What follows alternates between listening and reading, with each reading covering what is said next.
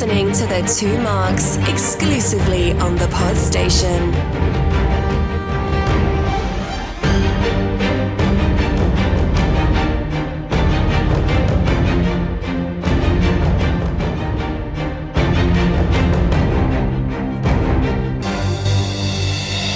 Welcome, listeners, to a new show brought to you by The Two Marks. This time we are embarking on a vicarious journey of discovery through the Marvel Cinematic Universe. Hold on to your hats as we follow one person's experience watching all 23 movies in chronological order. This time we are reviewing Captain America: The First Avenger. Welcome to the Marvel Marathon. Let me introduce my friend and co-host, Mr. Mark Pollard. Hello. Hi, mate. I particularly like that. I did not know the intro you were going to do before you did it, and I particularly like the huge weight of pressure that you've just thrust upon our mystery person to be introduced in a moment. It's 23 movies, it's massive, isn't it? When I did put this to you, you did say exactly that. And you aren't someone who does things by half, so like rewatching an enormous saga isn't something that normally is seen as foreboding for you. You'll quite happily crack into it and just get on. In fact, because you don't sleep, you'll do it in 3 days. Probably, yeah. We watched the Snyder Cut. Yeah. That's like 2 mini Marvel movies, isn't it? But when I suggested this, you did go, really? Yeah, I did actually say that. I said really because we've never taken it upon ourselves, because of time, to do them ourselves, and we've watched them many times, haven't we? And so you would think, as avid fans, the first go-to would be, let's do all the Marvel films. But as Mark wisely has said, who cares? Because time has marched on. We're now in phase 4. But people do care, don't they, Mark? They do. So the idea of this run of shows will be, we've always wanted to go back and do all the Marvel movies because we feel that the world should hear our opinions on these things. Because, of course, why wouldn't you? However, because of our general lackluster performances, we never quite got round to it. And by the time we actually did, like, Thanos had been waving his big fist all over the show. And his helicopter blades. Yeah, and we kind of felt we'd missed the boat there. We were then planning on doing an Endgame special, weren't we? Do you want to see my notes? In which Marcus put together about, well, it's probably best called an annual, but we never did that either.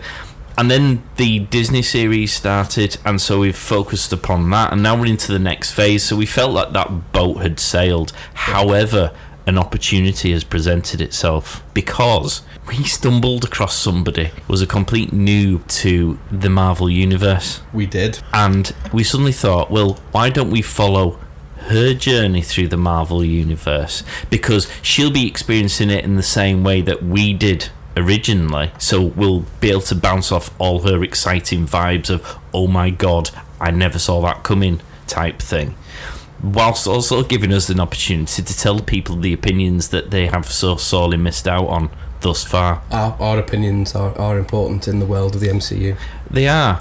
So that's what we're going to be doing, people. If you are a new to Marvel person, then get on with this, because we're not going to be giving spoilers. We are going to be approaching this on the basis of our mystery guest. So we will be treating it very carefully, because we don't want to spoil the shows as she goes through this marathon. We will be mentioning and perhaps raising things as we go through that are worth focusing on for future reference, or that are of particular interest to us. Well, if you've ever listened to our shows before, you'll know Mark will pick up on the Easter eggs, which is always of interest anyway. And so if you're a noob to the Marvel universe, you should be able to enjoy this without fear of being told that everyone dies at the end, which of course they do. But at the same time, if you're a Marvel person who's already watched all of these, you can actually go and do the rewatch with us, because we are going to hopefully be discussing stuff that will be of interest to you too. So I feel on the basis that I've now explained the rules of engagement, we should introduce her, the star of the show, because technically she's doing all the heavy lifting on this. Hopefully. It'll be a short show. Bless her, she just walked out of the studio just this second. We've lumped that much pressure on the poor girl. That was an ambulance coming for her. You may recognise her dulcet tones from the season review of Loki, which was her first introduction to Marvel. It is the wonderful Ishtar Ali. How are you doing, Ishtar? I'm slightly nervous after that really big introduction, Mark. Don't disappoint. I've got a lot of pressure on my shoulders right now. I'm finding it hard to breathe. So explain to us, what possessed you to suddenly decide that you were asked about the Marvel movies? Because you've known about them. I have.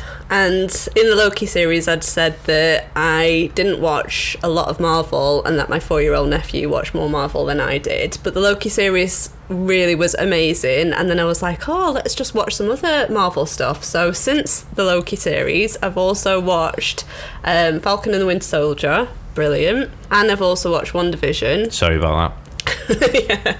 Well, no, we liked it. What did you think about it? It was... Look, the first 3 episodes were horrible. This sounds familiar, doesn't it, Mark?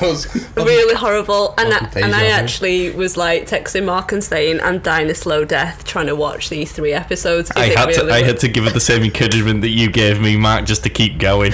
I was like, is this going to get any better? And actually it did. Obviously, 4 to episode 6 or 7 was 9 was actually really mint, and I'm really glad I watched it. And now that I'm going, so I decided to go back now and watch all of the films. So now she knew everything that happens. She thought she'd go back to the beginning. Yeah, but actually, I've got a really interesting perspective on the films now because I'm relating it to what I've already seen in the series. So I'm all really excited about it. That crucify me. Doing it that way. Yeah, I would I'm be loving happy. it. That's like, you know, when people read at the end of the book. I mean, I don't do much reading, but people jump to the end because they need to know what happens. It's like, well, why buy the book? Why bother? But she doesn't really, because none of what went on in those series she's mentioned have directly particularly mentioned something that she will know about yet. It's mainly characters that I suspect recognise. That the Falcon Winter Soldier one would be the more impactful one. Yeah.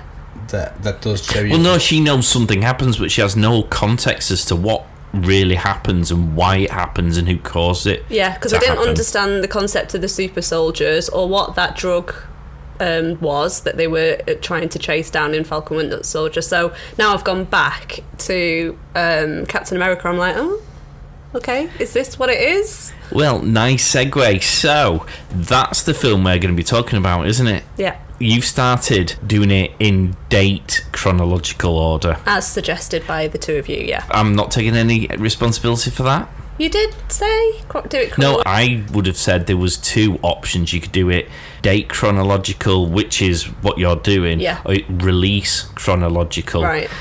The difference between the 2 is I've never watched it date chronological, so I'm actually going to be experiencing this for the first time. But release chronological obviously has, like, the spoilers at the end will make more sense, won't they? That's what I think I said, was that the difficulty is if you're watching them in date order, you would miss out on the little things at the end.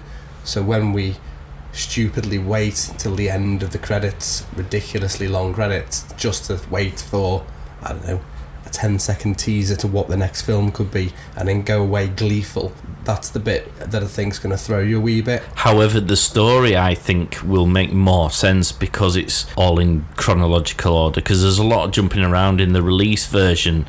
I mean, as a noob to the whole Marvel world, I really struggles with knowing what gubbins did what and who's got the gubbins and where the fuck they got it from in the first place, because there was you're jumping from 1947 to the current day, back to 19 whatever it is, and back and forward again, and I was like, no, you've lost me. I'm just going to wait for Mark to explain it to me. The other thing that you're going to benefit from as well is we were watching them as they came out, and we may have watched them again when they're on television or, you know, bought the DVDs or whatever.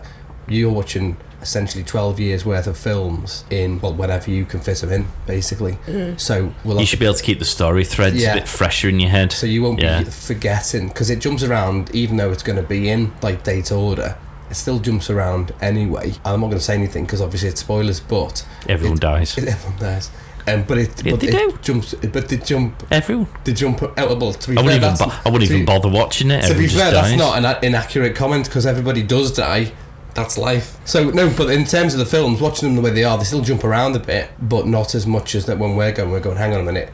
So he's from there, and we're trying to work out where the old threads kick in. And as the films go on, and we kind of move further out and further afield into different realms and things, you're then trying to keep on top of. So what's going on at Earth at this time when that's happening?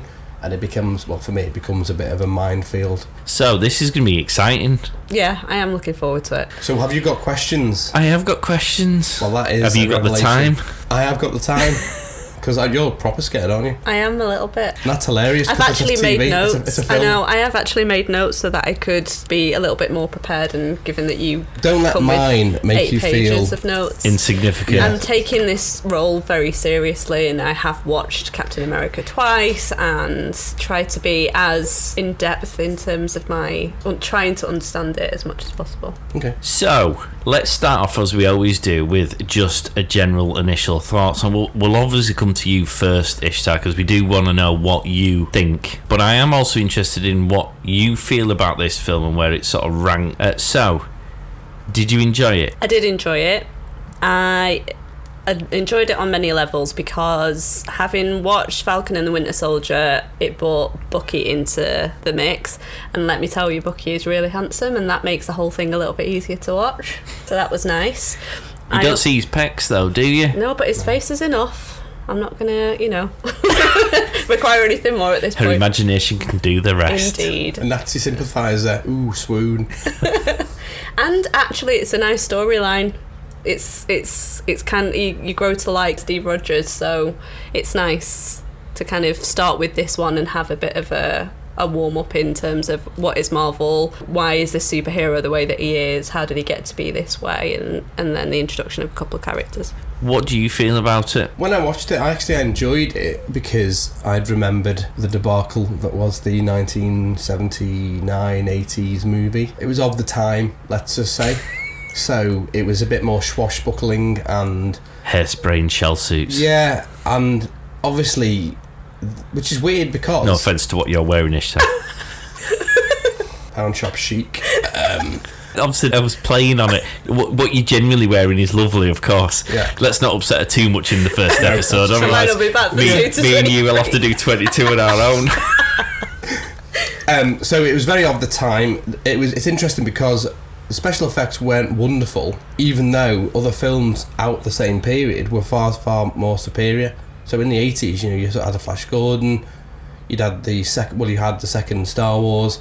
There was other sci-fi films that were really pushing the boundaries of practical effects, and so having seen that growing up and gone, oh, okay, watching this one was like, oh, this is really, really good.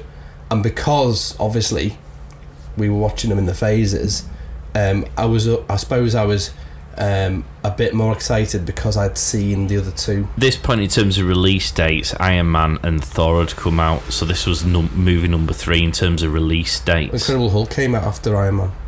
Well, Incredible Hulk we don't count, do we? Well, we have to, don't we? No. Because we do now because they're bringing it in, but yeah. Well, it's because Edward Norton's a knob. I like him. Well, explain. You see, people will be sitting at home not knowing why Edward Norton's a knob. Yeah. Edward Norton's a knob for many reasons, because unfortunately, because he's a famous actor and he's been given directorial, producer and writing control, the company that made it, Universal, gave him too much control and he just refused. He did what fucking Wesley Snipes did on Blade, and in fact in one scene in Blade they had to CGI his eyes because he refused to open his eyes. That's a horrible film anyway, Blade. Well, it wasn't made easier. I quite like the first Blade. This is Blade 3, the third one. But right. He was being a prize plum, to use one of Mark's wonderful phrases. And so Edward Norton... I've IP'd that, so you owe me. As well as £10 for saying the other thing. Yeah. I'm poor, people. The 2 marks at thepodstation.co.uk. Give us your money. Please, because I need some lawyers. So he was given far too much control, far too much ability to write. He actually turned up and went, oh, I've written a story, there you go. And as a result, he then started being a bit of a knob on set and then wanted more money. He did what War Machine did. He wanted more money and he just went, well, we're Marvel, we'll just replace you. So he did. But the other problem is Disney don't own the rights to Hulk. Universal own the rights to so whoever owns the production rights means that they can make the movie. Marvel own the rights to the character. It's a Marvel character, but they can do nothing with it. Once upon a time, did you know once upon a time in the not too distant past, Marvel were going to go bankrupt, and so they were selling off some of their prized assets to raise some money to keep the wolves at bay. Spider-Man was one of those wolves, so they sold Spider-Man to Sony, and they did probably much the same with the Hulk.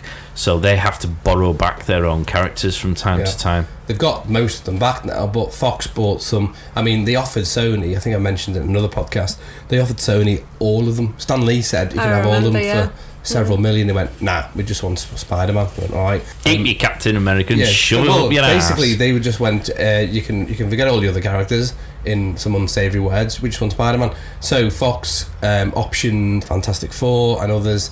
Elektra and Daredevil went to Lionsgate. Swamp Thing went to a New Line Cinema. X-Men. Blade went to New Line Cinema. X-Men went to Fox.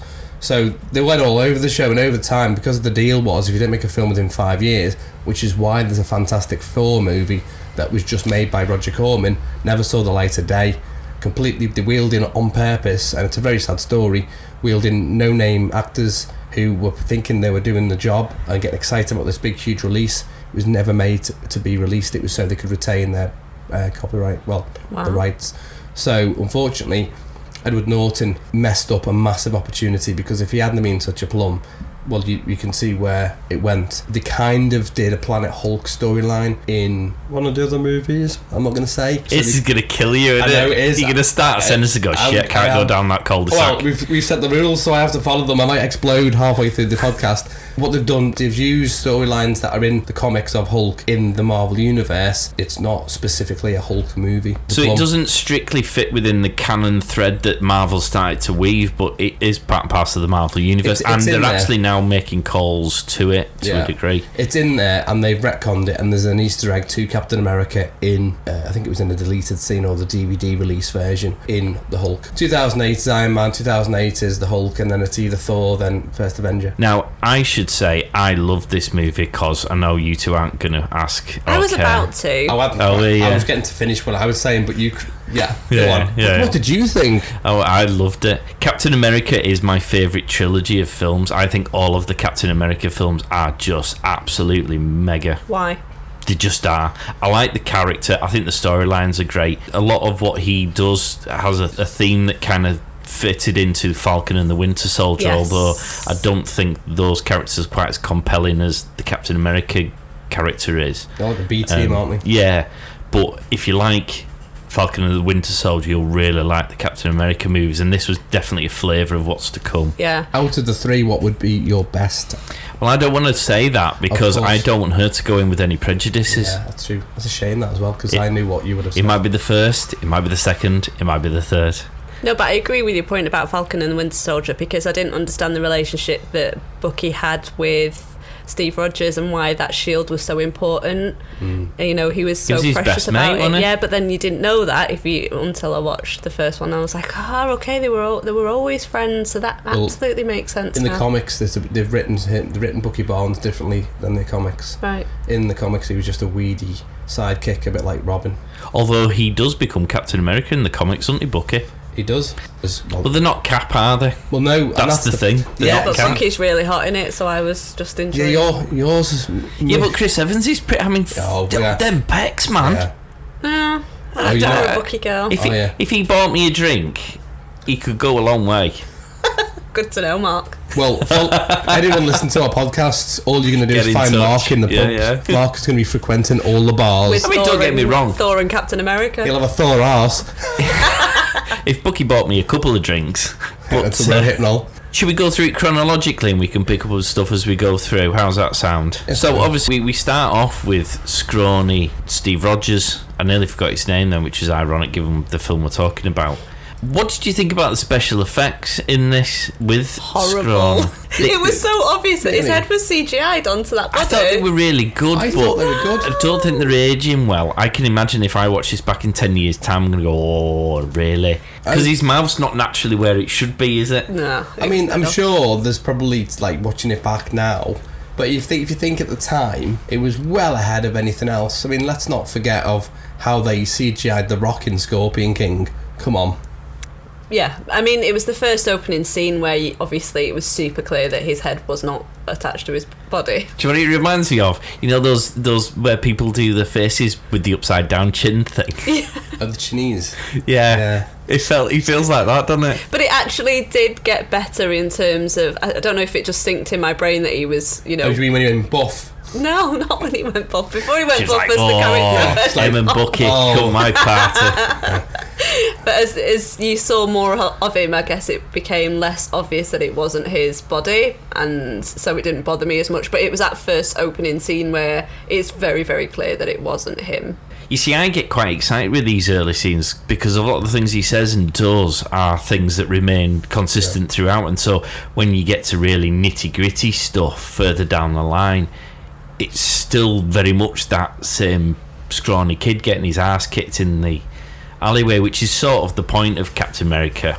So watching this back, I was like, ooh, it's that I could keep doing this forever, which is his phrase. Yeah. It's that determination, isn't it, that he's got. He wants to go and do something for the country, and because of the rules, he's not permitted. Well, in fairness, because of the rules are there for a reason. He genuinely, as the scrawny kid, as much as he's got the get up and go, he shouldn't be stepping out onto a battlefield, should he? No. Well, I mean, it wouldn't work, would it, otherwise? But I mean, and also he's got asthma.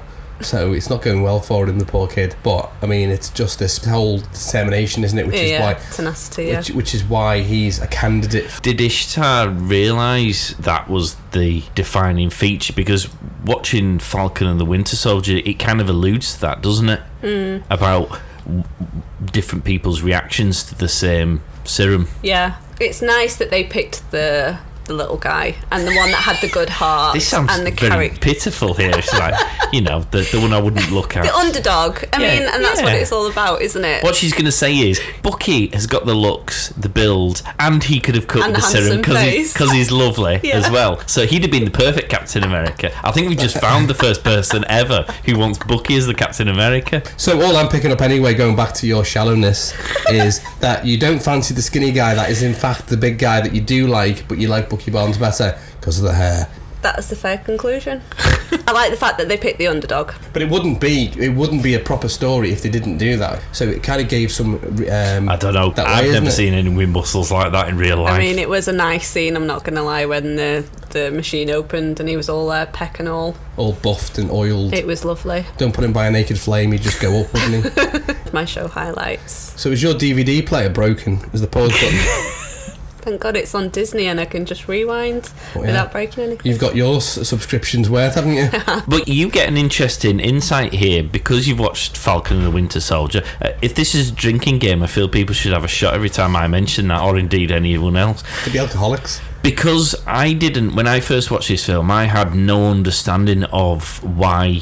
I assumed if you injected the super serum into anyone, it'd be the same effect. They'd just be super strong and as long as they weren't an arse. I didn't realise that everything becomes enhanced. So the goodness in them is enhanced or the badness in them is enhanced, which is something that you're more aware of than I was because you've watched that series where it's probably one of the major threads. Yeah, it does explain Falcon and the Winter Soldier a little bit better now because I was wondering what that whole concept of the serum was, and it's a nice thing that, you know, whoever takes it does amplify their characteristics, so it was an interesting concept. Did you know there is an Agent Carter TV series? No. So Agent Carter is obviously the one who sort of teams up with Howard Stark and Captain America, and she's got her own side series. Well, it's before Disney was created, so it doesn't form part of the universe, but I think it's well worth a watch because I really like Agent Carter. It's part of the MCU, it's just not part of the... I mean, it got a bit shit towards the end of the second series, but first series, I really like Agent, because she, stealing your floodlight, because I'm sure I probably got this information from you, she's the founder of S.H.I.E.L.D. Oh, I didn't know that. She's a really interesting character as Agent Carter because she also becomes Captain Britain in the comics. She's actually the equivalent of Captain America in the comics. I didn't really focus on her character in this. I think there was just too many hot men running around. Which is a shame because she's a brilliant character. That's one of the things that when I listen to people who watch these movies and they jump on this feminism bandwagon, go, there's not enough strong female leads. Mark's just mentioned one that people aren't even thinking of, because if you watch Agent Carter, the show's about her, and she's kick-ass. And she has a huge bearing on Steve Rogers. Yeah, and she's encouraged him. Yeah, she's seen his growth throughout the whole of this film, and towards the end, and that's the spark, isn't it? That's the spark that people look for in life and want. It is cute, that relationship, how that builds, actually. Yeah, and she's kind of always rallying for him. Yeah. You know, because she knows that he's up against it, because obviously prior to the serum injection, you know, he's trying to make the cut, isn't he? Yeah. And you got Tommy Lee Jones's character. She's the one kind of just pushing putting it in his ear, to give him a chance. But the SSR was the precursor to SHIELD. And she took a big risk putting him on the plane as well and dropping him in. So she had faith in him, which was good. Yeah. Go Agent Carter. Yeah. And also she was involved in the Howling Commandos. Now that you've told me that, I will be paying more attention to her moving forwards, because as far as I'm concerned, I don't know if she's going to be in any other...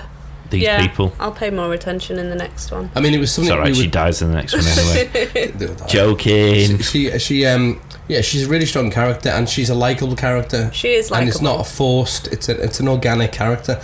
So you don't feel like it's gone, we need to find someone just to appease people. Apart from being canon, she's actually a really strong, enjoyable character. She just didn't captivate me like Sylvie did in Loki. Okay. I think you've been spoiled with Loki, though, you see, because you've gone in where Marvel have now... They've really fine-tuned their skills, haven't they? They know what works, and they know which characters hit all the right buttons, and they know how to thread a story together. And they're also leaning on 23 movies and umpteen series. Yeah, because I figured that she just might be that side character that might not have... Yeah, because she's in... Agent Carter appears in an episode of SHIELD, Agents of SHIELD. Yeah. And they have like a flashback movie with her, and it all ties into characters that are in this. Well, can we just say Tommy Lee Jones, I mean, he plays the same part in every film, but do we not love it? How can you not love him? I love him. That was He's the first fabulous. coup where they've got like a top A-lister in the film. Yeah, it was. This was the third film in the series in terms of release. This was the first time you've gone, oh, hello. You've got Tommy in. Yeah. And is it Stanley Tucci, his name? Yeah, because I love him, but he wasn't in it for so long. No. And I was disappointed about that, because I thought his character was quite interesting. And he's a pretty big player. I don't know what he was like. What was it, 2011 that this movie was released? Hang on, IMDb. I think it was. You've got, So, yeah, I don't know what kind of characters he was playing in 2011, but obviously he is a pretty big Hollywood star, so I think that his character... was really good, but it just wasn't in there for so long. Well, there's a spattering, isn't there, of decent known actors, which gives the film enough lift for people to go, ooh. Well, what about Howard Stark? Dominic Cooper. Yeah, there's two things here. Obviously, the first one is because you're watching it in a different order, you probably feel less interest in Howard Stark just by virtue of his name, because you haven't seen Iron Man, i.e. Tony Stark, Howard Stark's son. Yes. But I know about Stark, and it's interesting to see how it's all started, like what the backstory of the Starks are. So that is interesting, actually, and I did pick up on that. Not to be confused with Game of Thrones. Oh, dear. Oh, yeah. Wow. You've seen Game of Thrones, haven't you? Oh, no, maybe you haven't. It's Vikings you've not seen. We'll be doing that after we finish these 23 movies. Yeah, it's pick the world's longest running. Do the Law and Order series. I love those! Of course you do. Oh, my God. I really do. Yeah, what's that, 23 series of 22 episodes? Bloody something? Brilliant, even until 5 today. I'll go spin-offs. back and watch them all. I love them. You'll be excited to know that CSI Vegas is back. You know, CSI, I mean, this is on the wayside, but CSI's got a little bit shit. It's not as good as it used to be. Well, they've all been cancelled, haven't they? So this is a reboot now. But Law and Order every day. Gil Grissom's back, so it'll be good. I love Grissom, yeah. Well, Sorry, that was a sidetrack. No, that's okay. So yes, the Starks we were talking about. Well, there's two interesting things about... Well, there's three interesting things. Maybe there's two interesting things. We'll see how many there are. So, of course, first you've got the fact that this isn't the only person who plays Howard Stark, is it?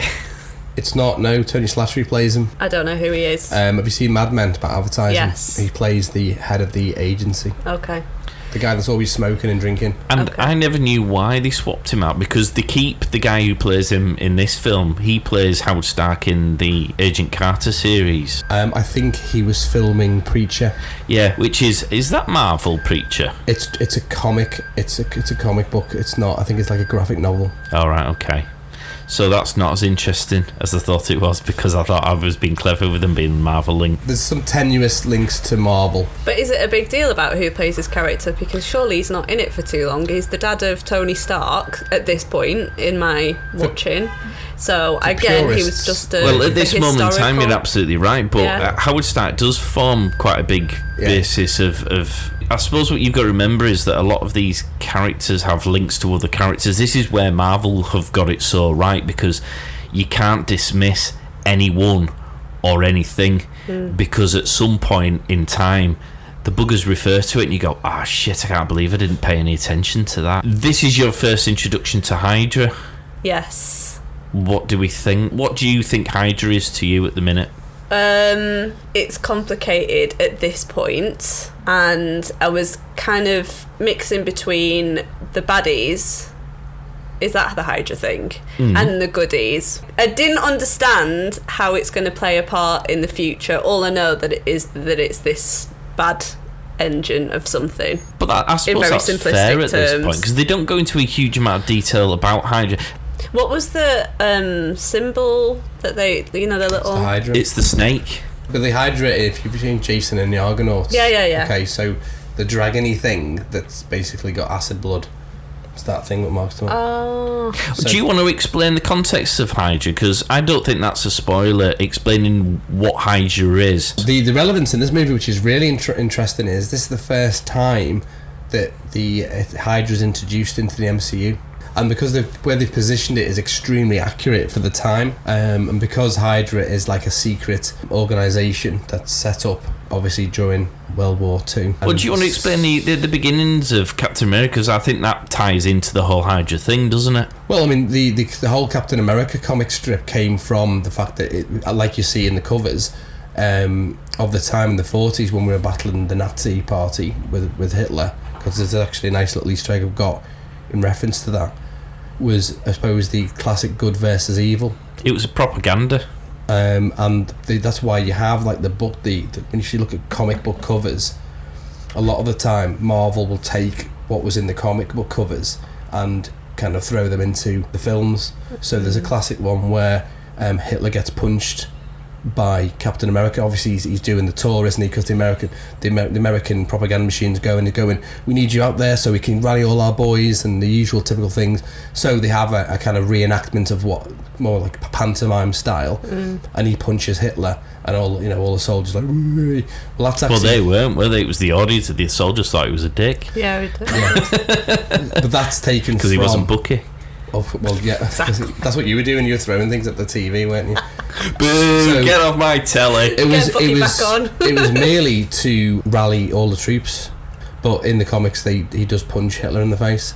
Hydra were essentially the Nazi party, and they're fighting, aren't they? The other thing that's tied to Hydra is because they've set that inside actual historical things. So where they've placed Hydra with Red Skull, because it's not too soon to mention Red Skull, is it? No. Well, no, because he was in this film. Yeah. Well, only because where we are with him getting the serum is after you see Red Skull try and get the Tesseract in Tonnin. That's right at the beginning when he goes into the church and gets the big blue thing. Because that goes way back there into the 30s. But he'd already had the serum by the time he went to get the Tesseract, didn't he? He was wearing that sort of human mask. Yeah. So is he Red Skull at that point? He is Red Skull at a point, but he's got like a human face. Yeah. He's like a lieutenant to Hitler. So historically, this is where there's a link to Raiders of the Lost Ark and Indiana Jones, because historically Hitler was looking for items of the occult, right? Because he wanted the 1,000-year Reich, and he was sending people all over the place. That's fact. That's not hearsay. All the Indiana Jones movie kind of picks up on is that Hitler was in fact looking for the Ark of the Covenant, and he was looking for the Holy Grail. So he was literally looking for those things because he believed. Because he's an idiot. Well, apart from that, but he believed those things gave him power to have the 1,000-year Reich. So Red Skull is, I suppose, a metaphor for that. And so when he jokes and he says, and Hitler's looking for trinkets in the sand, there's probably a little bit of a cheeky nod to Raiders of the Lost Ark. No way. I never would have known that. I'm gutted that we lose Red Skull so quickly, because he's one of those kind of baddies you'd like to stick around. He was fabulous, yeah. Very strong character, yeah. Yeah. And a really good... Sometimes you have the villain that's either too powerful and doesn't play well with the goodie, Yeah. because of the powerful dynamic, where you just go, well, he's just going to wipe him out dead quick. But actually, Captain America against Red Skull was a good dynamic. And then it introduced like sort of your B-list of villains along the way that pick up along the story, which is what Mark was saying before. Like his sidekick. Yeah. He reminds me of Pinky from Pinky and the Brain. Yes, he does, yeah. True. And Hydra's the counterpoint to S.H.I.E.L.D. Yeah. So they're like the good versus bad that sort of becomes more of a thing. It's all coming together now you're talking about and it. because they are a spin-off, because Hitler's been given them the task to do it and gone, right, I need you to go and get whatever you can, trinkets and things to make me more powerful. They have lots of secret subdivisions that enter into the more mysterious and magical realms of things. So if you see them as the people that are constantly trying to be bleeding edge technology, it explains why they've got these super weapons and super technology. And that's basically where Hydra was born. It kind of came out of that, yeah. They aren't limited by rules. They will go and take whatever they need to. So that's why the Red Skull's looking for the Tesseract. We don't know this at this point. We don't know it's an Infinity Stone. We just know it holds the power that he needs to be able to build all these weapons. And win the war. Yeah. And so he wins the war, but then they built all these super weapons and just take over the world. I feel we should ask you some questions about the film, because we're doing a lot of explaining, aren't we? Yeah. But it's useful, isn't it, to know all this stuff? And we'll come back to the Tesseract, because I do think discussing Infinity Stones is an important thing, because it forms an important thing in the comic books. What I think I'm trying to stick to with this is mentioning things that will have been known at the time that Captain America came out, not necessarily where they fit into the MCU as you go forward. Infinity Stones play an enormous part in the comic books, and therefore when people were mentioning Infinity Stones, it's like, yeah, I know what they are, whereas it doesn't necessarily mean it changes any understanding of what's going to happen going forward. Yeah, because right now I don't know about Infinity Stones. I just know that there's this Tesseract and you can get lots of energy out of it and therefore make these really powerful weapons. Well, that's it, but if there's a serum in that, if you know what an Infinity Stone does, it doesn't still change what you've just described there, really. Yeah. So we'll come back to that. We can't put it off anymore. We've got to talk about Bucky. Yay! Do you just want to gush for 15 minutes? Yeah, because he's gorgeous, and that's all that really matters. But look, He's he's also a really nice person, because he was best friends with the little guy. Aww. He fucked him off at the fairground when there was two girls, though, didn't he? I mean, when there was a chance to dip the end, he was like, Steve, do you want the sloppy seconds? No. All right, both of you, do you want to come with me? I'm Bucky. He was allowing his friend to go and pursue his endeavours. Star-Lord's mum. I love him. But he dies. I know, so I was a bit sad that he died. Well, obviously you were with Sans fate. I mean, you wanted him to carry the shield. I did. For you. Still do. Team Bucky. Yeah, you're carrying something for him. He is a In good my character. heart. I mean, I did like him when I first watched this film. There's a lot to like about him. He is. Yeah. But you see, I liked his pals. What they called again? Oh, the Howling Commandos. The Howling Commandos. Because again, there's some pretty big names in there. Isn't there? Yeah, There's what's his face from Walking Dead and other things. The ginger guy. Yeah, the ginger one. We're all picking up our phones to IMDb. Yeah, I don't know his name. I just He's know been his in face. Minority Report, Captain America. I don't think he has been in Walking Dead. I've just clearly made that up. In Arrow, Flash. I mean, he's probably done the comic book circuit. Yes. Well, he plays a continual character across all of the... Agent Carter, Agents of S.H.I.E.L.D. Yes, he was recycling that contract. Dum Dum Duggan. I like the Howling Commandos. Are you hopeful you'll see more of them? Yeah, I do. I think they're a good little group. There was talk of doing a spin-off show, but I think that was kind of shelved simply because there was probably rumours that obviously Disney were going to start bringing all of their things back under one roof. Because at the time, a lot of the shows with ABC Studios and Hulu and Netflix, and it became a little bit contrived because Disney owned 50% of Hulu and a percentage of ABC, but they didn't own anything of Netflix. So basically all they did over time was cancel shows, and then bring them all back, and then they own everything. There's a relatively important Easter egg with the taking of Captain America's blood after it all goes a bit Pete Tong. Okay. All I took from that was obviously the serum that one vial of serum was destroyed, and they were trying to replicate it through his blood, and so obviously at some point in the future they are able to do that because they knew that they weren't going to be able to do it without the German professor. So that's the takeaway that I had from that. I didn't think much more deeply on it other than that. It is relevant. I never really knew at the time that that's how Hulk becomes Hulk. Oh. The serum Mark's talking about, is everyone's got it. Yeah. Like not Peggy Carter. Everyone's got a bit of cap in them. Basically, the Hulk gets a variant of it. It's a different variant because obviously it's gamma rayed, and then Abomination does proper OD. The Abomination is the anti-Hulk. Confused. Basically, if you give somebody... Well, he ends up getting the gamma ray thing, which was why it turns into the Hulk. Okay. Thunderbolt Ross is the Red Hulk, okay, who sets up the Thunderbolts. Abomination is the villain who gets a bit greedy with the serum, and basically he goes just mental. And then Black Widow's got some of the serum. So yeah, basically everybody's got it. Yeah. Well, a lot of select few. Some have stolen it, some have messed around with it. Apart from Falcon Winter Soldier. Red Guardian stole some. Yeah, Falcon doesn't want a bit of cap in him. Yeah. Guardian's got a bit in him, vicariously. You can't say that now without me chuckling. So the serum is all over the place. So that's basically where it gets stolen by the guy from Spooks. Okay, and this is all from Steve Rogers' blood. Yeah, variations of it. But they altered him, didn't they? Is that how? Well, you see, there's different people who have tried different methods to achieve the same goal. Ultimately, they're all trying to replicate Captain America, because Captain America's got superpowers, and he's right in the head.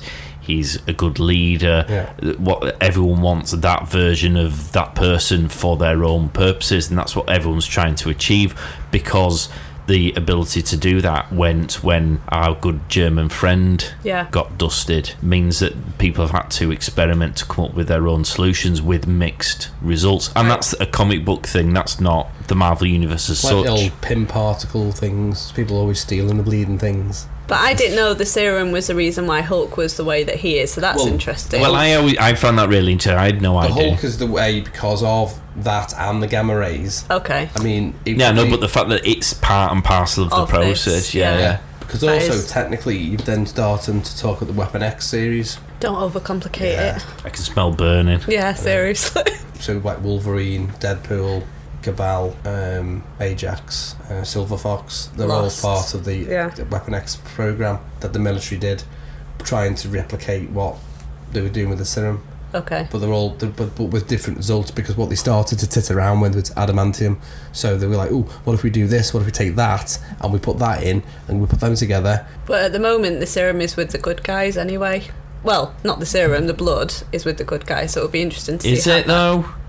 It's with S.H.I.E.L.D., isn't it? Well, is it though? Because what you've got to remember is Hydra's everywhere, and S.H.I.E.L.D. Who do you trust? Yeah. And also the government. I mean, do you trust the government? Don't start.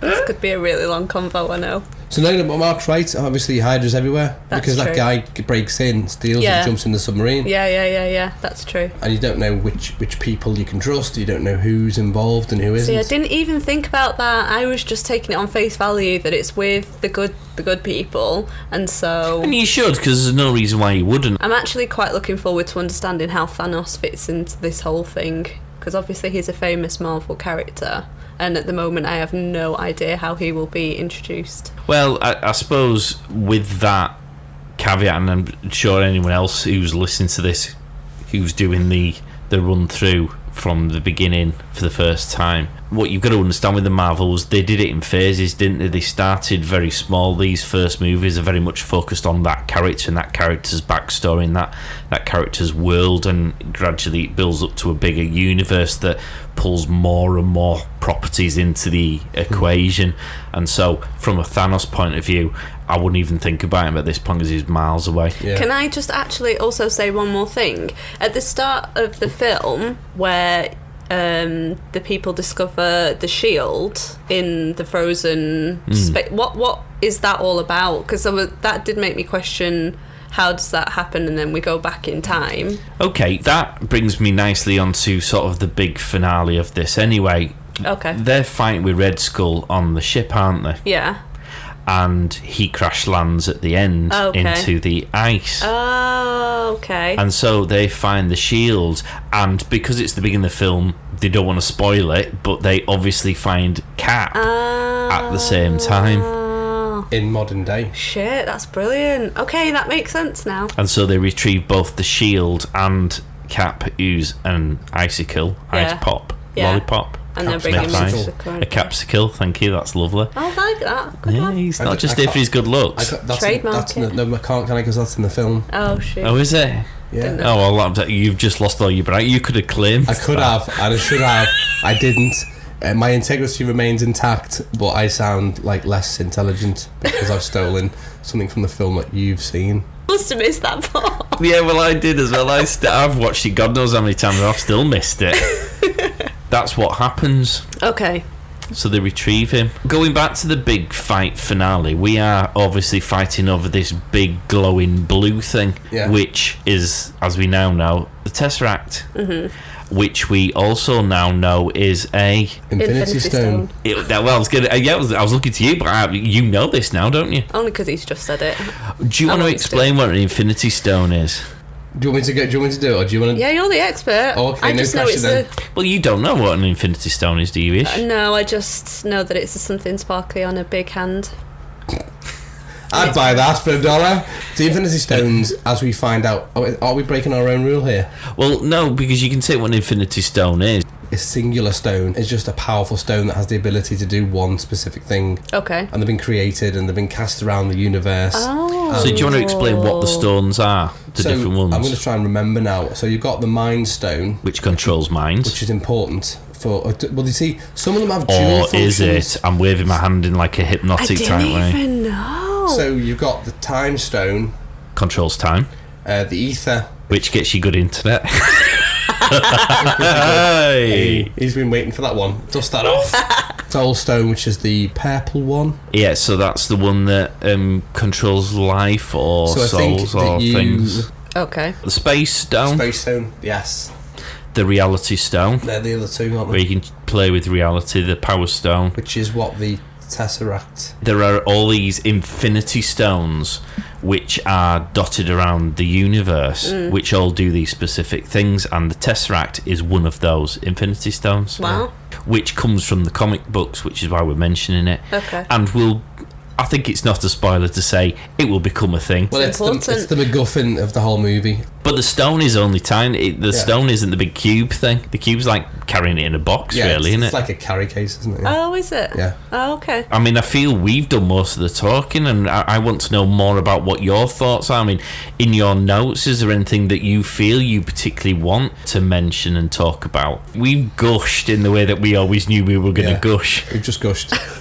So let me just summarise what my key notes were. Not the 2 pages that Mark's done, just the simple... Reduced from 8. Not this mark, by the way. So the key points I took away were the opening frame where the aircraft was discovered and Captain America's shield was there, the Tesseract, and the fact that it was a gift from God and the Red Skull guy found it, the introduction of Bucky, which was, celebrated. Well, you just noted that massively. anyway, yeah. And then also why he was so precious to Steve Rogers and so on and so forth for Falcon and Winter Soldier.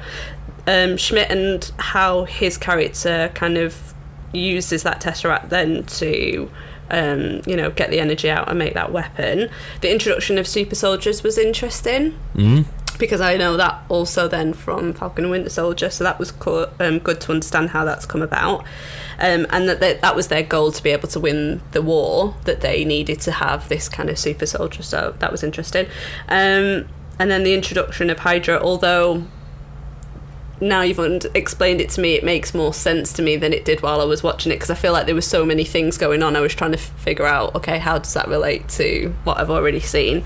I feel we should have asked her to ask these questions beginning before we just blurted it out. Yeah. Note to self for episode 2. I mean, don't worry, we've got 22 more chances to get this right. Yeah. The fact that there is no formula left and how they're going to use that, And yeah, the ending in terms of like he's woken up in the future, what the hell does that mean, and where is he and what happens next? So do we want to do Easter eggs first, or do we want to talk about the post-credit spoiler first? Ish, I you tell us. I haven't seen the post-credit spoiler for this on the basis that Latham told me not to.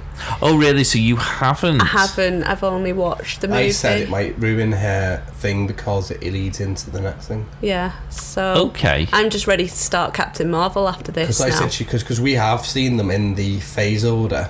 Yeah. So for us it made sense. I suggested that she might just want to come back to them. Yeah, She's because seen the films. I feel it's an experience you should have at some point, and it's whether you have it now. I mean, I don't think the massive spoilers as such. I think certainly the further you go into the Marvel thing, actually, the more the timeline coincides with the actual release date stuff, doesn't it? So does the spoiler for Captain America, is it based on Captain America 2? Let's put us in the mindset of 2011, where when the credits start rolling and the film lists all the millions of amazing people who have done so much hard work to make that incredible film, and you quite literally just go to the toilet because that 16-ounce drink I've drunk. Yeah, because it's a 2-hour film. I really need to wait, Yeah. and I feel sick from all that popcorn, and I just want to go home now. And so we ignore that list of wonderful people doing those wonderful things. And Marvel just went, yep, sit your asses back down. And we didn't know this at the time. What film did we go and see right at the beginning? There was 2, wasn't there? We went to see one right at the beginning, and we actually left. And bless him, because we went in the posh seats. We only do the posh seats. In fact, when the posh seats reopen again, because at the time of doing this, COVID's still been a pain in the arse, we'll have to take Ish to our special seats. I've heard about these Doing special the posh seats. This is in a wheelchair. And we were walking out, and the lad went, nah, boys, you might want to go and sit down again for a bit. There's more. That was good of them to Oh, do that. he was lovely, wasn't he? Because we were halfway out. Well, I think I was going for a piss. So he just did it in the So cup just instead while we basically waited. Oh, it was don't. dark. No one knows. I might be washing my hair that day when you go to find me out. That was quite an important thing, and this is when post-credit spoilers were like brand new.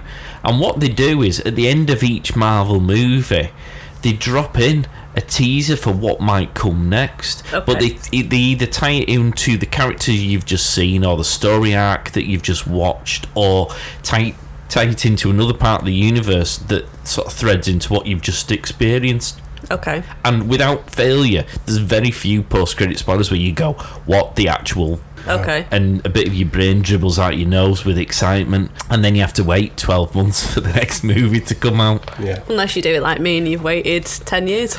So you're missing out on that to a degree, and I don't know, I'm torn. I agree with Mark that you will be exposed to story that haven't things that might not necessarily Makes be sense. in order just yet, but I don't know. If I was you, I'm not sure you wouldn't be just incredibly excited by just watching those. I'm totally going back and watching them now. Yeah, I you've said thought that. as much. I've lit a fuse there. Yeah, you have. I mean, no, I mean, if you enjoy it, it's all good, isn't it? I mean, Yeah. the movie that you haven't seen has the end credits, which lead into the one you've just seen. Okay. So that would make sense to you, but it's because it's after Iron Man, so you're like 2 movies away from the end credit scenes. Yeah, technically you're 2 movies ahead of what the release order was. So the first Iron Man, the first 4, and then Are this you not film including come the out. Hulk then? No, I've dismissed the Hulk. But it's in phase 1 though. It is actually officially in phase 1. Yeah, no, I didn't realise Is it that. on Disney? Yeah, it is.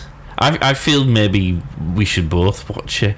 Maybe when we've done the marathon, we might squeeze it in, because I just... What are you gonna watch? The Hulk one? Yeah, Don't watch that one. Don't watch the other one. The No. Ang Lee one. No. It's not on it. On Disney? Yeah. It won't be on Disney, will it? Because it's owned by Universal. But it is part of phase 1. It'll be on something. Yeah. But sure. so do I need to watch that? See, well, I didn't. Not with the anticipation of knowing sod all about Marvel, but Mark will probably say yes. no, I don't know. You know, I don't think it's imperative, but it does have. It's part of phase 1, and it does have an end credit scene. I did not realise that. Yeah. Because obviously his character needs to be introduced somehow. But it's a different Hulk, innit? I mean, this is why I dismiss it, because I fundamentally have an issue when they change the character. I know you the do. actor changing the character. Me too, to be It just fair. annoys the shit out of me. I agree. The only reason why I think I've allowed it is because the end credit scene. I'm going to go and watch the end credits And now. I'm trying to think now film. whether to delete the end credit scene. I think watch the Hulk one in time for when we do Captain Marvel, and we'll maybe give it 10 minutes of our time just to chat it through. Fine, That means I have to watch it because I've completely forgotten Well, you what need to happens. let me know where to watch it, and then I'll watch You can't, it. and also, if it's not on for the Disney. record, if we're going to... See, we're breaking our own rule here. You do kind of need to watch it. Well, rules are here to be broken. Well, because She-Hulk's coming out on Disney, and all the characters... Yeah, but I mean, I watched it, but I couldn't remember Scooby-Doo, what's happened in it. I've never watched it. I watched it once when it came out, and I've not watched it since. I feel like this is going to be a problem, because there's so much going on. I feel like I'm already forgetting what happened in Loki, and that was only like 3 weeks ago. Yeah.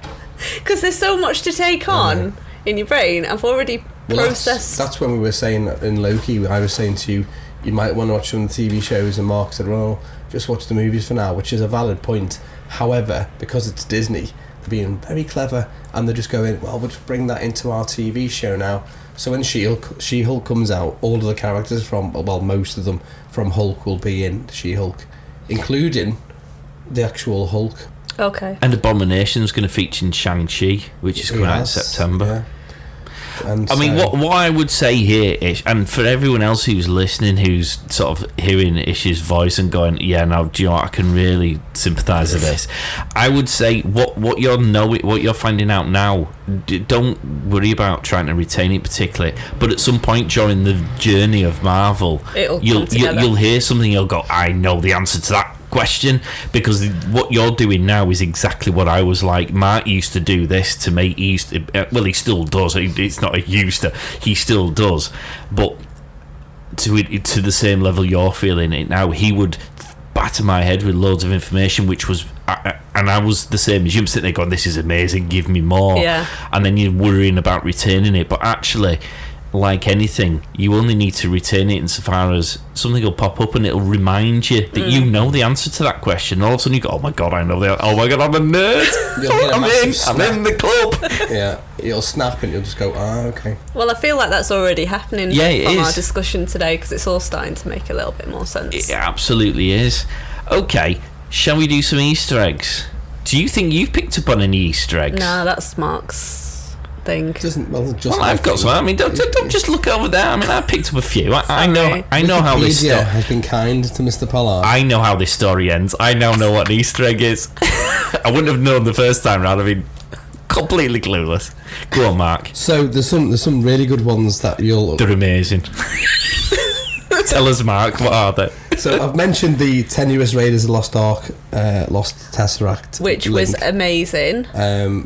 I mean, all right, don't bull him up too much. No, but I did not know that. That's you haven't heard the rest. I'm going to say you haven't heard the rest of them yet. There's nowhere to go with it. I need a lie down after these, won't I? Yeah, possibly. When they are in the same way as Bucky, the Bucky bit. That's the bit that she's going to need to have a lie Just down with. A fag and a sleep. The real first Avenger we get to see. So Captain America isn't the first Avenger. But there's an actual Easter egg within an Easter egg, which is quite meta. When we get to see him at the the World Trade Fair, the Howard Stark Trade Fair, where he's doing the. No, do we know it's Howard? Yeah. Oh, well, we do know it's Howard Stark because he was there, wasn't he? Well, it's also it's his thing, because that actually has an Easter egg to another film we can't mention. Yeah. I was curious. I mean, I wasn't being funny then. No. You both absolutely right. Yeah. So it's the World Exposition of Tomorrow.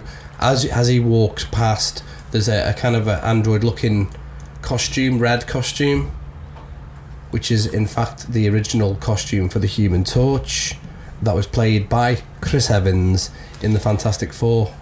So before Chris Evans became an amazing Captain America, he was in the first Fantastic Four. It was quite good, which is a Marvel property, which wasn't owned by Marvel at the time. Sold it. They gave it to Fox. That was one of them sold, and Chris Evans actually played it. The second one I wouldn't bother with because that was woeful. Yeah, but the reboot was even worse. Yeah. In fact, I've never even watched more than the first 10 minutes of the reboot. I only ever watched the first one. I've seen all the Fantastic Fours, even including the one that Roger Corman was wheeled in to do, so they didn't lose the rights. If you want to see a sad film that's woeful, put that on, because that's before they've not even bothered with any special effects. It's just diabolical. So yes, so the Human Torch, the original costume from the 1939 comic, appears in the glass case. Didn't even get that. Well, she only has a torch for Bucky. She was too busy watching Bucky wander off Not gonna lie, with Steve Rogers' bird. Yeah. So yeah, Johnny Storm was the character, played very well, as Mark said, by Chris Evans, not the Radio 1 DJ. We've already mentioned Well, he'd have burnt because he's ginger, innit? he would have gone up. He would have gone up like a torch. We've already mentioned that Captain America punches Hitler in the face, which, as Mark mentioned, is to do with the propaganda of the time. That was one of the most famous comic book covers. Yeah, there's been others, but I can't talk about them because obviously they appear in other films that you haven't watched yet. I feel like you're getting a little bit bitter about that. He's like a dog on a leash, isn't it? It's like he just wants that muzzle taken off. You've just ruined his flow. Arnim Zola gets an appearance, which is the guy who you said looked like Pinky. Now, it's an Easter egg that's possibly for later in the series. But he doesn't just get an appearance, he plays a principal character in it. He does, but that's not how he looks in the comics. That's how his contract said. Stan Kirby designed him. They did it very clever when he's looking through the microscope to kind of make him look like how he looks in the comics. I did pick up on that. So Marvel very cleverly throw things in so they don't actually tell you who these people are. You're supposed to know or not. We get to see the red car that Howard Stark has made at the same expo. Yeah. Which is the precursor to Lola, which is the one driven by Phil Coulson. Who's Phil Coulson? Is that in S.H.I.E.L.D.? Yeah. But it's also, yeah, it is. Yeah. But you see, you're not going to watch S.H.I.E.L.D. Okay. I wouldn't watch S.H.I.E.L.D. Largely, it's okay, but it gets a bit tiresome as it goes along because it doesn't feed back into the actual universe. No. I suppose, it doesn't, but it doesn't really, because it's not official canon. It dips in, but what it was trying to be is its own thing. I mean, it was getting risk of cancellation every year, so it had to keep reinventing itself. So the first couple of series, it kind of made references to things, and probably up until the 5th series it does, and then doesn't, because I can't talk about it. Because everyone dies. The Howling Commandos, notably run by Nick Fury in the comics. Who?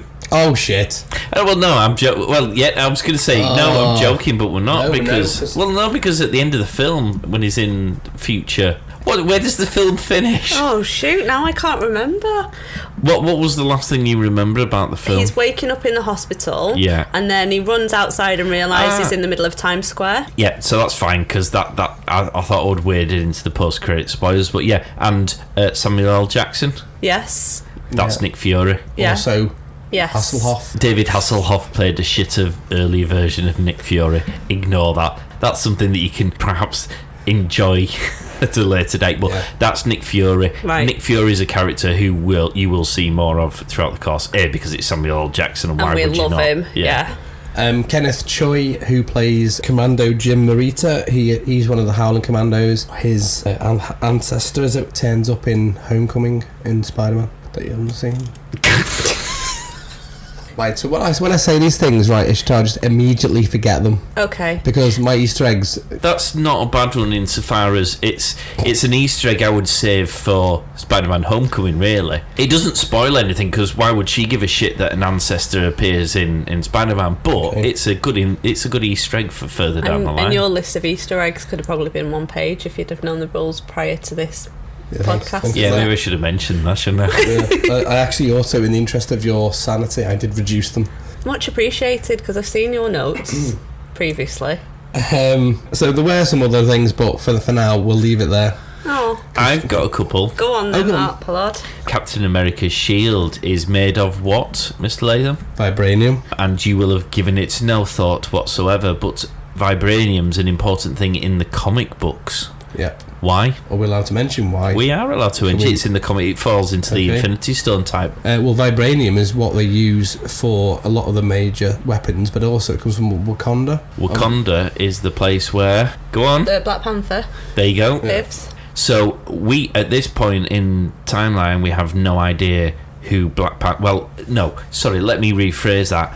Me, as a non-comic book person, had no idea of Wakanda, had no idea of Black Panther. No. But yet, this is one of those things where they've just subtly dropped in that Captain America has a shield, and you go, all right, cool, he's got a shield. And it's a really And strong shield, and that was all they took Yeah, away. and it's made of a metal I've never heard of Exactly. before. And actually, I remembered it as titanium for some reason. But you see, this is the thing.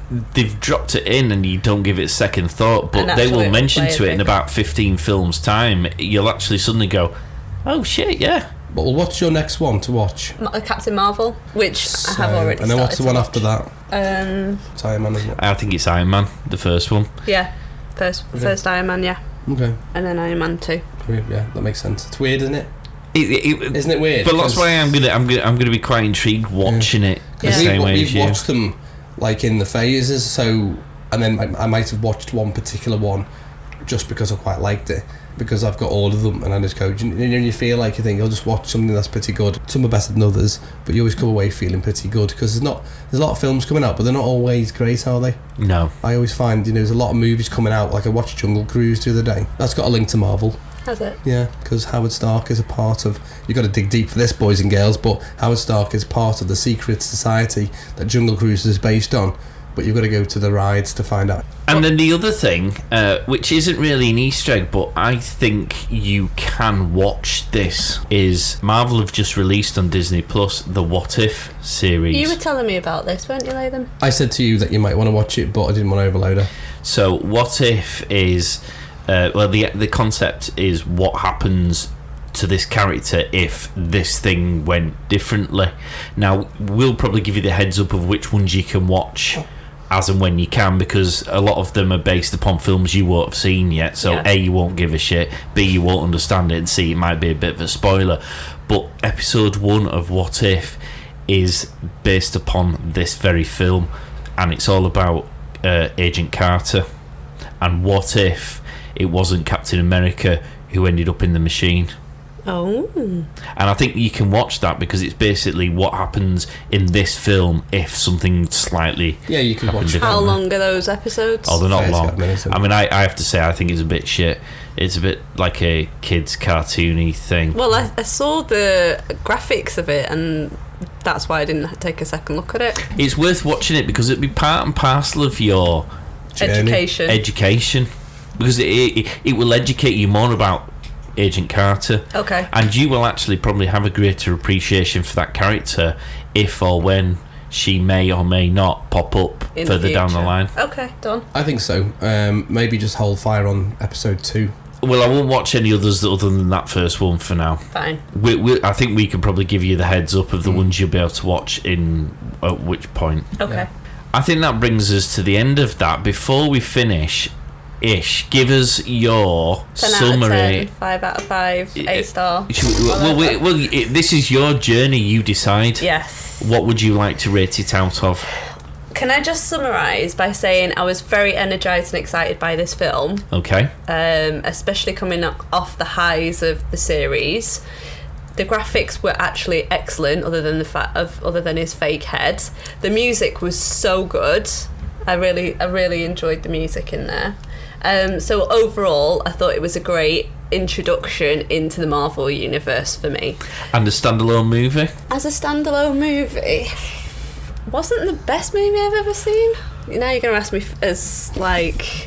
Get out! I don't know. I was just. I'm just Angina attack there. minor meltdown. What? Really? I love this film. More than any other film? No, I mean, don't get me wrong, it wouldn't be my top 10 best films ever, but Because there's 23 of them. yeah, that's true. Tell us, come on. I would probably give it like, and I'm benchmarking for the first time here, yeah. So it Well, this is why it's going to be really interesting, because I want to know where you pitch this and then whether that changes. In fact, I feel we should write. I'm going to write this down because I want you. I think it'd be nice for you to go back rank and check them it later as we go through. So give them a score out of 10, and then we might revisit the scores of your previous ones to see whether you've had a change of heart. And when we were doing the ratings for Loki, you were like, you can't compare the films to the series, but I am comparing this film to the Loki series inadvertently, so I feel a little bit messed up in the brain because it definitely wasn't as good. I know you're just going to be like, what? You should definitely be segregating these two things. They can't be compared. We were talking about that on Loki, and I was saying that because you've got the benefits of the shows. Yeah. We didn't have any of that. Okay, I watched the other things, and they're not all of them Mark's cup of tea. And to be fair, he's not wrong. Some of them are a little bit poo, but you watch them because I don't want to miss a trick on any of the connective tissue, and so that's why I watch them. That's not to say everybody should watch them because they're not all as wonderful as Loki. Because Loki, well, as Mark said earlier as well, because they've kind of really honed their craft now. They know how to make good television. They know how to make good movies, and they're just bringing all that in. What you've got to remember is that the point of Iron Man, Thor, and Captain America coming out in a relatively short window of time, I've just been relatively recently exposed to George Clooney as Batman. That's kind of the benchmark of the Michael Keaton original Batman was quite a long while ago, and they hadn't really done a huge numbers. The first Blade was probably a good one. They tried rebooting Superman a couple of times and failed miserably. They replaced Batman a few times and failed miserably.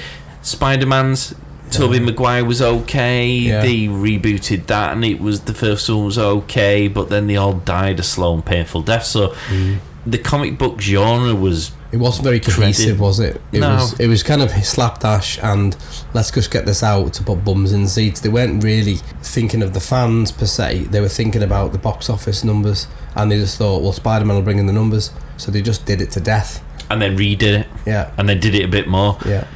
So when they've done these, I mean, when I went into Iron Man, I was massively sceptical because I didn't know who Iron Man was. I didn't really care, and my expectation levels were pretty low. And by sort of this film, Captain America, it's like, whoa, this is going to be cool. Well, look, on the basis that I haven't seen any of the other movies, I'm going to be a little bit more probably critical. Cool. No, I want you to be... this is fascinating. Okay. This is what we're listening for. So, I reckon it would probably be... Hang on, just let me record it because we obviously want to humiliate you further down the line when you go, okay. Just remember, I supported you on the Loki series. Okay. I see what we're doing here. Tag teams, all right, okay. It's been noted. I reckon, don't be shocked, 7 out of 10 and 3.5 out of 5. I don't think we do halves. I'm not allowed halves. We'll do out of 10. Fine. Because that gives you a nice scale. Spread. Okay. We absolutely do not do halves. You pick a side, girl, and you stick to it. It's either a 6 or a 7. There's no dangling yourself in the middle. I'll go with a 7. It was exciting, but was it the best film I've ever seen? No, but I don't know how it compares to the other Marvel movies, so I'll keep the option open to change it in the future should I see fit. And I'm going to rank it as your favourite Marvel movie because of course it's your first one. Yeah, can we also do favourite Marvel characters as we're going through? Because I feel like Bucky's just going to stay on top. Okay, so... We'd like him to. Bucky, if you're listening, we'll have you as a guest. Please. Yeah. Not Bucky O'Hare, that's a cartoon, isn't he? Maybe there's a Bucky variant somewhere I can tag on to. He probably is a fat slob. You've probably met him and jibbed him off.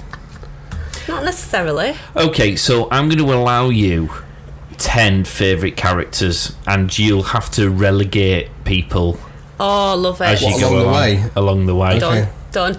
So, what, like kill them off, you mean? And you can pick as many from this movie to go into that 10 as you want, because ultimately, as you have to start replacing people, it'll start quite easy because you'll be like, I'm not really asked, jib them off, but it'll become more and more difficult. So, Bucky's going down as number 1. Obviously. You can't have 10 Buckys, by the way.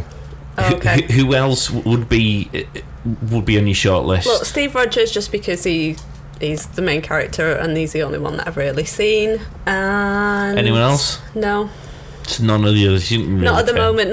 Nobody else kind of captured my attention. Okay. Now, people are going to be less asked about this, but Latham, do you want to give us your mark out of 10 for Captain America? And I'm also going to rate this as your number one Marvel movie, and we can again reschedule it, because I've never sat down and drawn up my list. Oh, I'm glad that I've given you guys the opportunity to do this is why I was quite excited by doing this, because it gives me and you a chance to do the things we missed out on because we were too slow to pick up on it the first time round. Are we picking our favourite characters as well? Why not? Okay. So I would give this a 7. Oh, really? Yeah. He gives everything a 7. Don't get too excited. Do you give everything a 7? It's the average. Oh. Out of 10? How's that the average? No, across all the... No. She's just pissed on your chips, kid. It's obviously not the average of one movie, is it? What I'm saying is, across all the things I give figures for, I say 7. Because, we're going... He doesn't know when she's absolutely right, though. 5 is the average. Yeah. Yeah, but it's not 5 though, is it? It's 7. What? But I'm picking it on one movie. I don't understand why I get Welcome so to much the world criticism. of Latham. Hang on a minute, right? For all listeners, because I get a lot of criticism for my scoring, it isn't a mathematical or mathematical equation. It's just what I feel. It's a fucking number that I feel. I feel 7. But you can't say that it's an average of 10. I give that as an average collectively across all my voting. Okay. Which I can say that, and I just did. Thank you. Honestly, I get sacks of mail. Going, Is that what that heap behind you is? This is recycling bin, which is where all the sacks of mail go. Dear Latham, can you explain to me why you score the way you do? So yes, it's just because 7 is a nice number to give it based on the fact that it's not a 6 and it's not an 8. Oh, I don't... Really? Okay, arguably, right, I could say, with hindsight, it's because I've seen all the other films, right? But that would be then being... No, I agree. I'm glad you do that. You're doing right. Is that right? Yeah. Thank God. I think because I'm looking at it from the fact that I know, if he said to me, what would you give such and such a film, he knows I would give it more than 7. Can't say it because of the benefit of the fact you haven't seen it. There's so much stuff I can't talk about. It's killing it. It's frustrating. All right. Before you implode, forget me. Who's going on your favourite character list? Oh, okay. And in what order? Oh, well, let's go Red Skull first of all. But okay. But he's dead. That's why I didn't put him on my list. He's a great character, though, isn't it? Yeah, we're not going by who's alive at the end of the movie. I didn't know that. Well, do you want to answer Red Skull? Yeah, I do. Is he going above or below Captain America? God, above. This says a lot about it, doesn't it? Above. So he's going below Bucky, but above Captain America. Nobody goes above Bucky. Oh my God, well, you're a warped does. character. Hopefully Ishtar. Yeah. If you're listening. He's not. Darn it. I might just He's got hashtag him into the account. He's got an injunction out after that last effort you tried to get into his hotel room. I love you, Bucky. Don't miss me out. With my big Bucky sign. Yeah. We're just going, love the Bucky. Yeah. Yes. Okay, so Red Skull number 1. So I like Red Skull. So you like Red Skull better than Captain America? I think I would go villains. I must admit, I do. I'm not saying he's not a good character. So Red Skull's 1. So Red Skull, I would say Bucky Barnes. Oh, give over. You two get a room with Bucky. No, thank you. No sharing.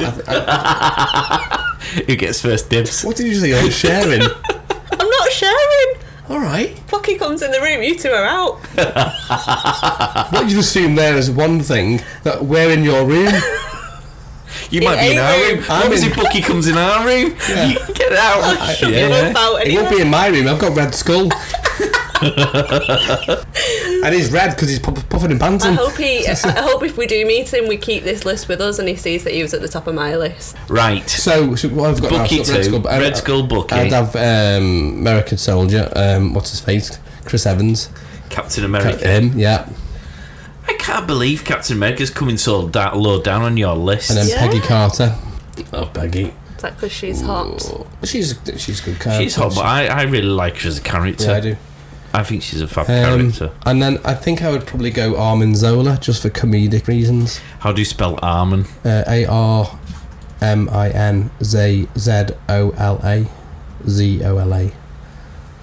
Okay, so that's your 5. Yeah, that's all right. Okay. There are others, but I think it would just be it's not really important. Go on, Mark. What about you? Well, because you were looking at me like, anybody ask him? Unlike you two grumps, I'm giving this an 8 because this is a good film. Okay. And I'm also going to give it the extra kudos because this was right at the beginning. They're kicking the tyres, they're learning their trade here, and they still managed to produce this film. So if you put it into the context of if they had all the knowledge and the experience that they have now back then, this could have been even better, but they didn't, and they still produced an absolute banger of a movie. You've justified the 8. Thank you. In terms of characters, you're all absolute morons, because Captain America is OVS number 1. No, he isn't. Of course he is. A, he's nice. B, he's pretty well buff. 3, he's nice. 4, he's got superpowers. 5, he does cool things like riding motorbikes, and he looks good in both spandex and leather. There's nothing not to like about the guy. So you're including hobbies and pastimes into your reasons why he should be number 1. I'm a deep person when it comes to... He loves cartography and stamp collecting. Yeah, that just showed how superficial I was with my selection. Yeah, you two just went for a raw sexual attraction. Well, I hope he didn't go for raw sexual attraction. He picked Red Skull. No sexual attraction went on at all there. I merely chose the character because I think he's a very good superhero. He doesn't technically have superheroes. He'd punch you out. He's got super strength, hasn't he? Red Skull. No, bloody one. What the one he picked? Captain America. God, I can't keep up. Just forget about your Red Skull. He just fixated. No, he chose number 1, which is his choice for hobbies. For hobbies, right? Because he enjoys fine dining. He's a Sagittarius, and he's a bit buff. Oh, and he's nice, and he's also a bit buff.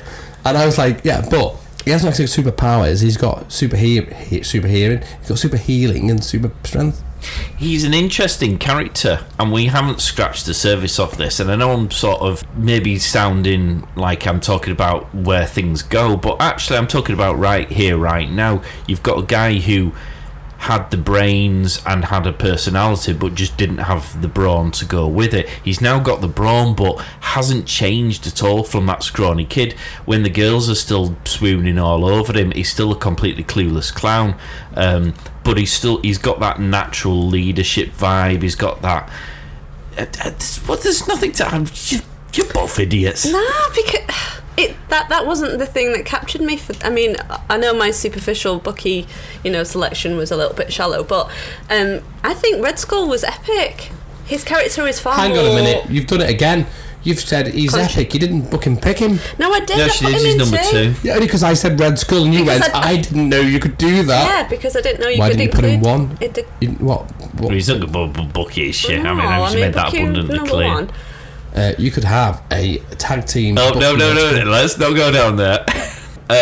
I've gone for number 2, Agent Carter. Okay, see, that's a good choice. Because she's great as a character, and there's lots... I feel, actually, in terms of the Marvel world, she was underutilised, but she still packs a hefty punch as a character for her relevance throughout the Marvel universe. Yeah.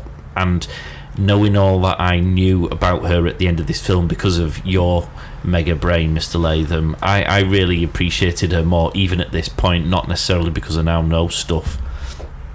So that's number 2. Red Skull's going in at number 3 because he was a good baddie, and I'm actually gutted that he gets killed off. Me too. I would have liked him to have persevered. He wasn't an amazing baddie because he didn't really do a huge amount, did he? I mean, name a great scene he was in.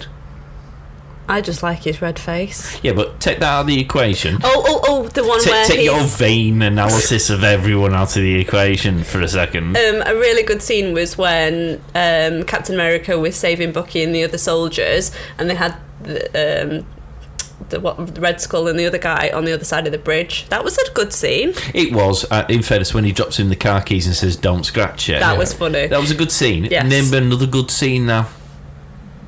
You can't, because I don't think there was. When he's just going to keep asking about good scenes. When he zaps Hitler's henchmen for coming and challenging him. That was pretty cool. Okay. Pick another good scene. Oh, shit. No, I disagree with that one. She's entitled to her opinion, but she's There wasn't wrong. loads, I understand what you're saying. He didn't have enough airtime to develop his character to be ultra-villain. When I think of great baddies, I'm thinking of what's-his-face from Die Hard. The one you don't know the name of, but I know who you mean. The English one. Every scene that Hans Gruber is in is brilliant. You can quote millions of his lines just because everything he was, and I didn't get that from Red Skull. As cool as he could have been, I think we're judging him on potentially rather than what we hoped he would be, rather than what he actually was. He reminded me of the baddie in He-Man. Skeletor. Yeah, didn't he? He did. Wrong colour. It was blue, it wrong innit? colour? Yeah, he was blue as Skeletor. He gave me their vibes anyway. Sure he did.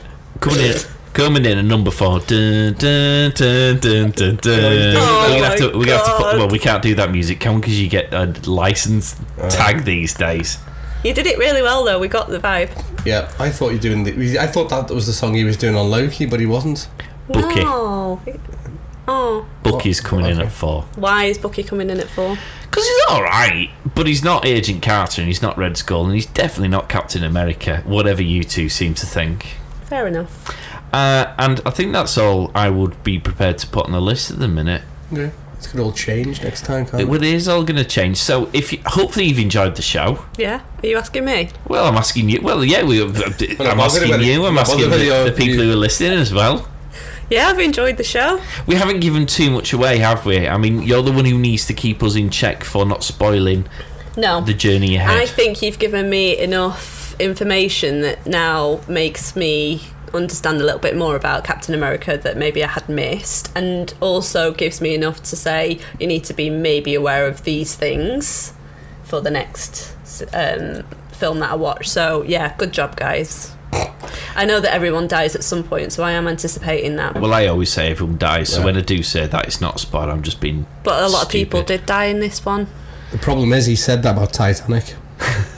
There are occasionally films where it does prove I'm right. Yeah, and he doesn't realise it. He's going, shit. Oops. Yeah, we're going to watch Captain Marvel next. Yeah, we are. So we're going to be back here and doing this, and we might get Ishtar to read out her questions first so that me and you don't just blather on with sheer excitement. Because I do feel the passion flowing back through my veins for these films. Just in time for the Eternals. Yeah, exactly. And Shang-Chi. Indeed. So we'll do that. Get in touch, check us out on social media. We're on Instagram, Facebook and Twitter. It's the 2 Marks. Send an email to the 2 Marks at thepodstation.co.uk, whether it be to either Mark because you need to pick his brain on something, whether it be me because Christ only knows why you'd want to drop me an email, or Ishtar because you want to share your story, your adventure. Why not? Send the first email. Do it. Where's Bucky? Where's Bucky? Yeah. We should launch a campaign. I feel like we should do a competition as well during this thing, because you know the competitive thing that me and Mark Pollard have on most things. We need to have like a. Well, you're going to win Bucky's arm. Which you can win Ishtar after we finish with her for 23 movies. You can have her. If you're listening, Bucky, she's yours. Thank you, Mark. Well, we'll have a think about where we bring the competition in. You love these competitions. Yeah, I love. And I think you find I was the creator of thus competition. You big copier, copy. So catch us next time, guys. We hope you've enjoyed it, and we'll see you for Captain Marvel. Thanks for listening. Bye. Excelsior!